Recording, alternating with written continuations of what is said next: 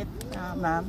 Maybe on my travel back home, I will have time to reflect on what to do next and how to help the country through the campaign and the elections. Clarification lang, VP, dun sa pag-uwi niyo po sa Pilipinas, yung mga nabanggit niyo po to kanina in terms of gastos. Opo.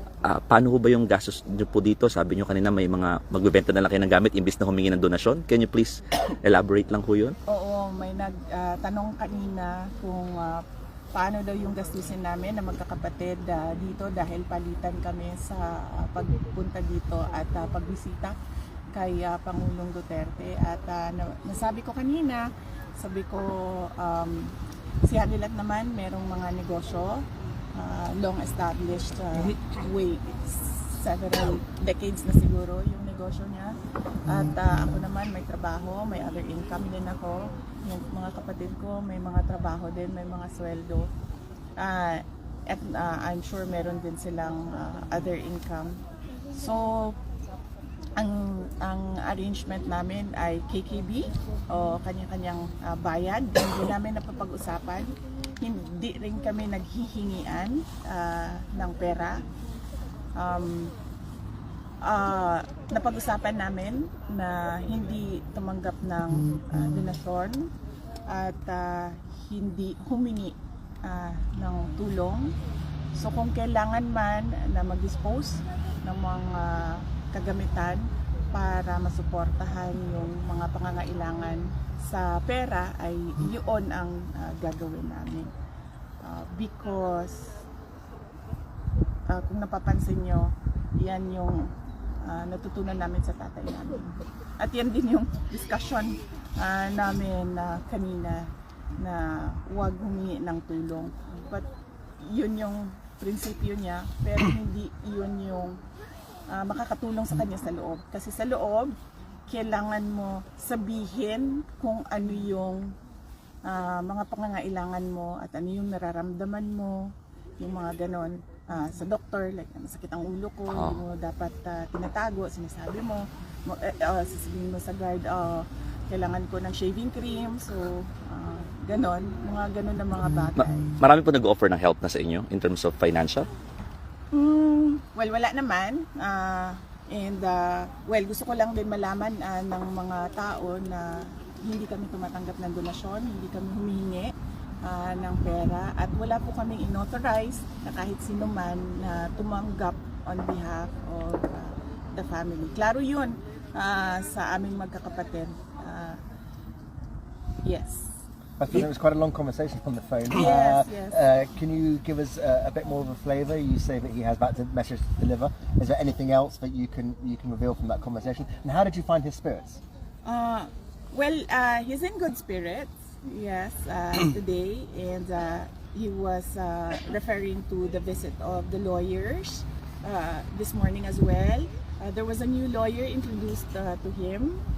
She recently received her papers to be part of the team. And then, and then we discussed birthdays, because in the family, many family members have birthdays March, April, and May. So we discussed birthdays, whose birthday is it today, and whose birthday is it on April 14, and whose birthday is it on April 10 and May 31. And then he gave his birthday wishes to everyone. And then, well, he repeatedly said, and I told him I understand where you are coming from, and I totally agree with the urgency. He wants to go back to the Philippines. Sabi niya, I am an old man, I can die anytime, but I want to die in my country. And I told him that we understand that you want it now and it is urgent. And he said yes. And I told him that the lawyers are working every day on your case, and there is a lawyer every day visiting you, explaining what they are doing. How does he spend his days?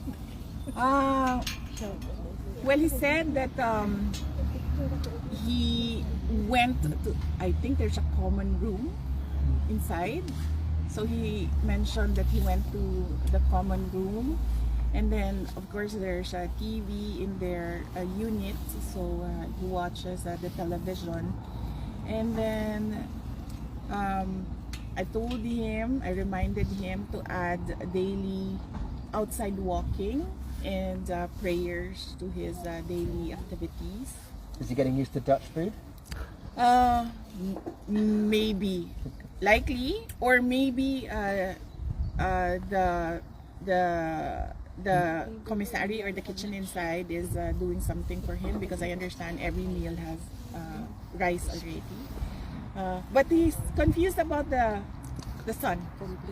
So he said he's telling me it's 8 p.m. and there's still sunlight. There's the sunrise and the sunset. So yes. And has he had contact with other detainees? I would assume yes, because he said that he went to the common room. That's what he called it, the common room. So I would assume there are other detainees there in the common room. Would he reconsider writing his own memoir?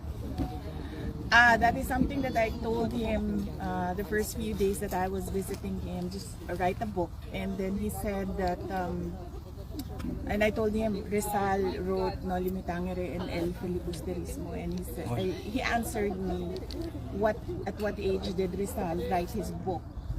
Because I am 8 years old, and do you think I have the patience to? Yes. BP, kamusta daw po yung laundry ni tatay? Ginagawan po ng paraan. Meron po kaming hinihingi na request sa loob kung paano mapadali yung sistema ng paglinis ng kanyang mga damit. So sana ay maaprubahan. Pero syempre susunod pa rin kami kung ano yung desisyon ng detention unit. Sa ngayon, madami naman na siyang damit sa loob. So baka hindi pa naubos yung kanyang gamit sa loob. VP, kanina umaga, Philippine Time, si impeachment prosecutor Marcelino Lebanon and first Rider Representative Raj Gutierrez, they led the filing in the Senate of this petition or